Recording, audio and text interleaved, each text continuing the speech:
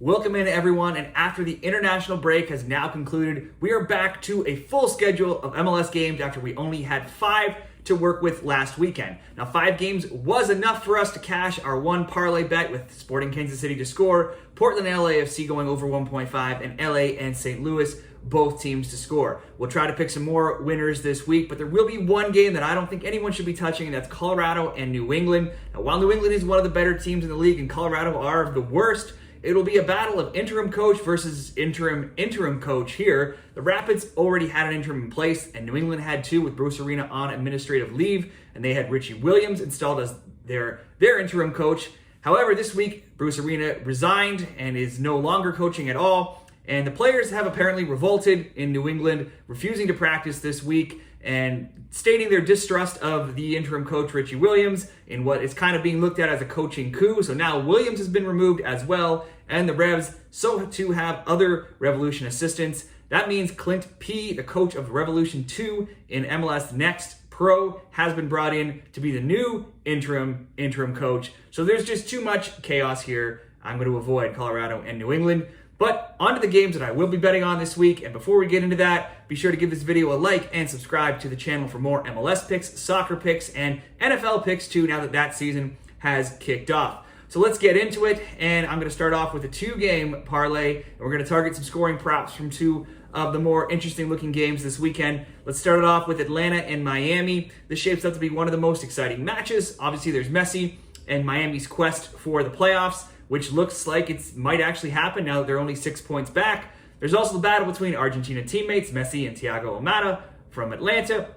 Joseph Martinez and head coach Tata Martino also returned to Atlanta. They're now with Miami, and they returned to the place where they won an MLS Cup. Atlanta has, or they should, have revenge on their minds. They pulled a no-show with all of these same narratives, though, in play during the Leagues Cup, and they lost 4-0 in Miami. They also lost 2-1 in Miami in MLS back in May, so even more reason to try to not lose 3 in a row to the same team this year. In the 11 all-time meetings, a road team has only won once. Obviously, these rosters are much different than they were years back. Now, only Columbus and St. Louis have more goals than Atlanta's 51, but add in the 43 that the Five Stripes have conceded, and their games are tied with Columbus for the highest average goals per match in the league at 3.3. They're one of the highest over 2.5 teams as well at 20-8. Atlanta has scored in every home game in all competitions in 2023, that being 15 games, and there's been 2 or more goals in their home games in MLS in 13 of 14. Both teams are coming off goal-heavy games. Atlanta drew 2-2 with Dallas 2 weeks ago, and Miami won at home last week over Sporting Kansas City, despite missing Messi and half of their roster to international duty. Messi and others should be back on Saturday, and Miami is 11-1-0 since their roster overhaul. They've scored in 11 of 12 games. There's been 2 or more goals in 11 of those 12 games. There's been 3 or more goals in 9 of those 12 games, and both teams to score has hit in 8 of those 12 games. But Giacomakis leads the league in non-PK goals and Almada in primary assists for Atlanta. I just think there's too much talent on the field here for there not to be goals coming from both sides. You could probably bet both teams to score over 2.5 on its own, or start this parlay off with a both teams to score. And I will pair that with Orlando and Columbus. Now, if not for Atlanta, Miami, Philadelphia, Cincinnati, and LAFC, LA being on the MLS Week 32 schedule, this one could be in the running for Game of the Week potential. Orlando are 3rd in the East with 47 points. Columbus are 5th with 45. Now, both are in excellent form, with Orlando having the most points in the league, 31 points over the past 15 rounds. Over the past 9 rounds, Orlando also has the most points there, 21, while Columbus are 4th with 18. The Crew are the highest scorers in MLS with 54 goals, and across all competitions in 2023, they've scored in 30 of 33 games. In their last 4 games, they've defeated the Supporters Shield leading Cincinnati 3-0, and they went into Montreal and won 4-2 last week. And when the Crew travel, though, their defense is as leaky as it gets. They have just 1 clean sheet in 25 road games across all competitions. And that trend will probably continue versus Orlando, who are 6-4-3 at home this season. They've scored 20, and they've allowed only 13 goals in those 13 home games. Orlando, most recently, they won on the road, and they also shut out Cincinnati. An incredibly impressive feat. They're 3-1-0 since the Leagues Cup. In their past games in all competitions, they've only lost 3 times, and they were on the road.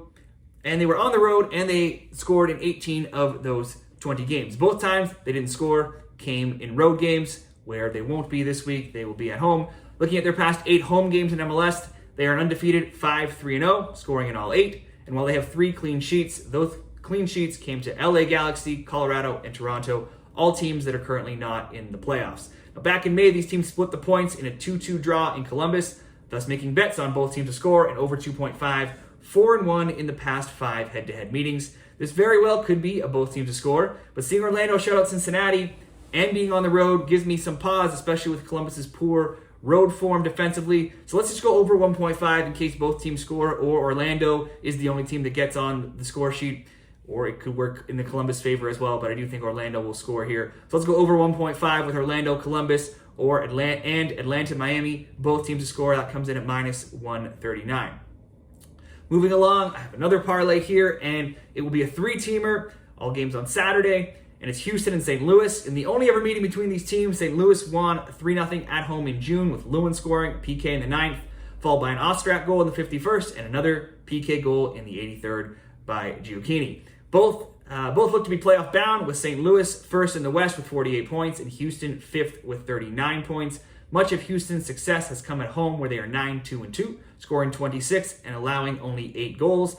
St. Louis are 5-2-7 on the road, and they've scored 18 road goals in those games. They were up 2-0 in LA last week, and they saw Joao Klaus get his first goal since coming back from injury, which was great news. Then Adeniran took a red card, and they were forced, though, to hang on for just a 2-2 draw and a split of the points. Now, while they do have 5 road wins, and they do actually have one of the better road records in the league, 3 of those road wins came at the very start of the season. They actually have only 2 in their past 11, and they have conceded in 10 of their past 11 on the road, as well as conceding multiple goals in each of their past 4 road games. Now, you can usually count on goals in any St. Louis game. They have the highest over rate in MLS at 20-1 to over 2.5 totals. But since Leagues Cup, Houston have been on fire. They're 3-1-0 in MLS, and they've outscored their opponents 10-0.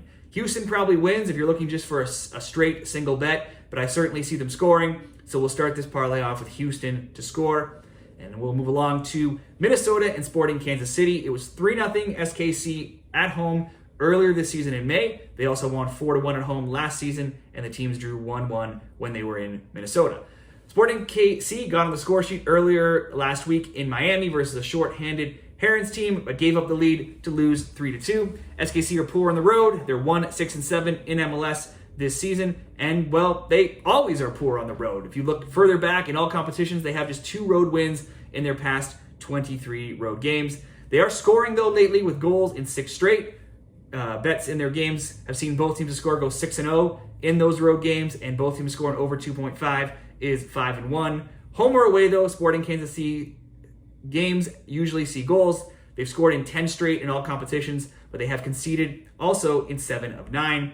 Both teams to score over 2.5 is 7-2 in the past 9. Simply bets on over 2.5 is 9-1 in the past 10 and 15-3 in the past 18. Now, Minnesota didn't score till late last weekend, down 1-0 at home to New England, and needed substitute Fragapani to tie the game and get an assist from all people, goalkeeper Dane St. Clair, who had come way out of his net all the way down to the opposing team's net and got an assist there. They got that tire in stoppage time on the last kick of the game. And with that, we can actually say quite a few similar things about the amount of goals in Minnesota games lately. Minnesota has scored in all 5 games since the Leagues Cup. If you include the Leagues Cup, they've scored in 14 of 15 in all competitions.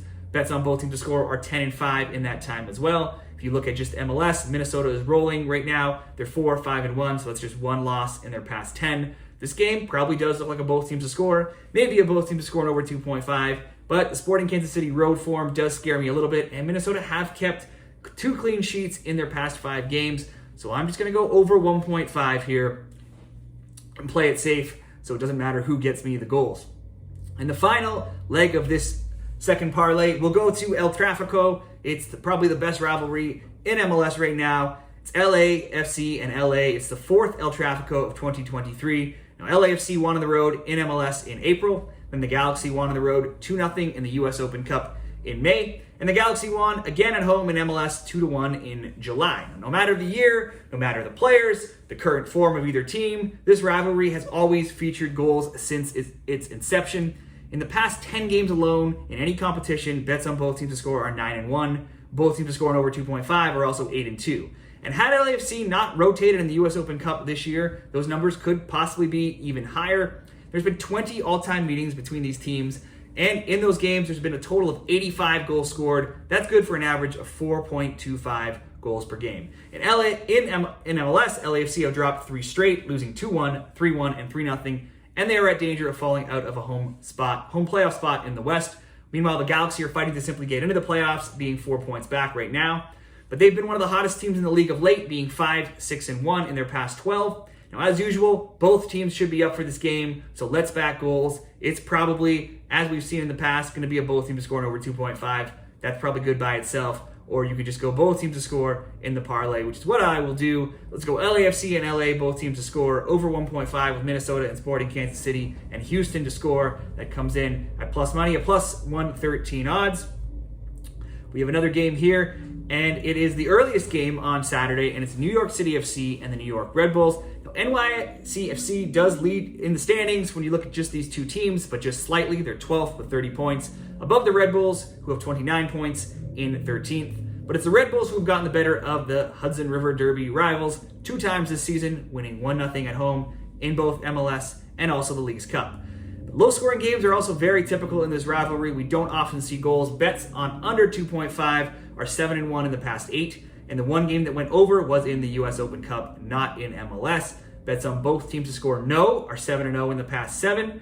5 times in the past 7, the score has ended 1-0. There's just not much to get too excited about with either of these teams right now. The Red Bulls, they won 1-0 coming out of League's Cup, but they've since lost 2-0, 1-0, and 4-1. New York City FC are 1-1-2 since League's Cup, and they have only 3 wins in all competitions in their past 23 games. Oddly, those are all against Canadian teams, and New York Red Bulls are not a Canadian team for what that's worth. For a moment, it looked like NYCFC's offense could return. They got Maxi Morales coming back to the team, but he's now done with a season-ending injury, so that didn't last long. Meanwhile, the Red Bulls, they also lost Lewis Morgan, again, to a hip surgery. Now, he hasn't played much this season anyways, but he was back in action, and he was their leading scorer last season, and now he is also shut down for the year. This game is probably good for an under 2.5 all by itself. In a parlay, you go under 3.5 when you consider under 3.5 is 23-4 for the Red Bulls and 22-6 for NYCFC. If you really wanted something super safe, you go under 4.5, and that's 26-1 for the Red Bulls, and it's 26-2 for NYCFC. I'm just going to do this by itself, under 2.5, a minus 115. Like I said, if you want to go under 3.5, you could throw that in a parlay as well. Let's go to one more. It's going to be a 2-game parlay here, and it's San Jose and RSL. It's a late game on Saturday night. There's only 3 points to separate these teams in the West. RSL are 4th, though, with 40 points, while San Jose are 8th with 37.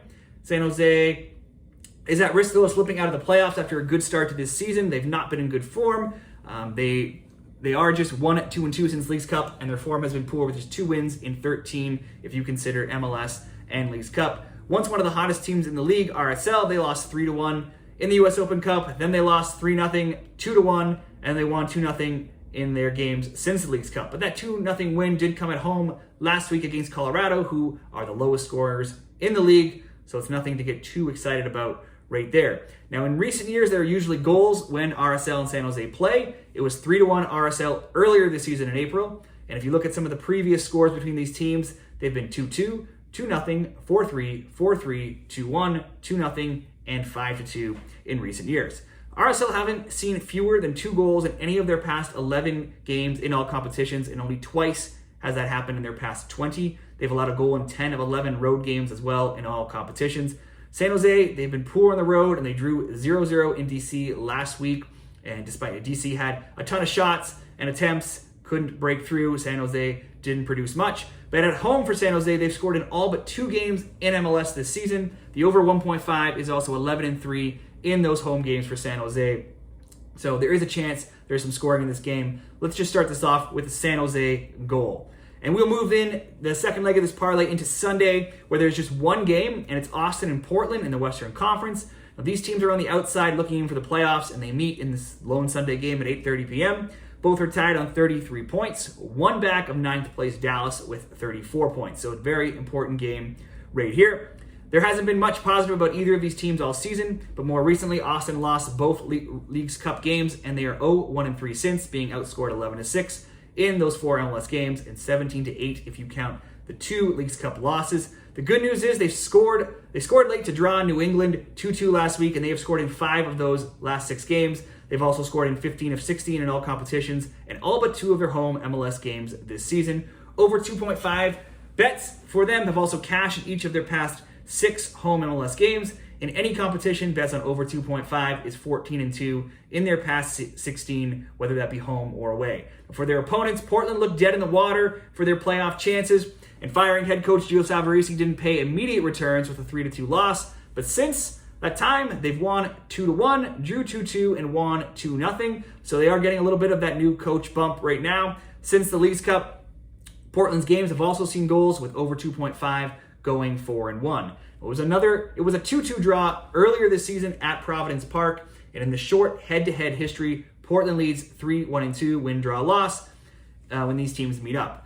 Portland has actually never failed to score versus Austin in any of those 6 games. The over 2.5, meanwhile, has gone 5-1, while bets on both teams to score on over 2.5 is 4-2 in the history between these teams. The Timbers have had 6 different scores in the past 4 games, so they are finding their scoring boots. Mora and Evander have each scored twice. A 2-0 home win over LAFC last week, albeit without several key LAFC players in the lineup, will certainly be a huge boost of confidence for the Timbers as they make their unlikely playoff push.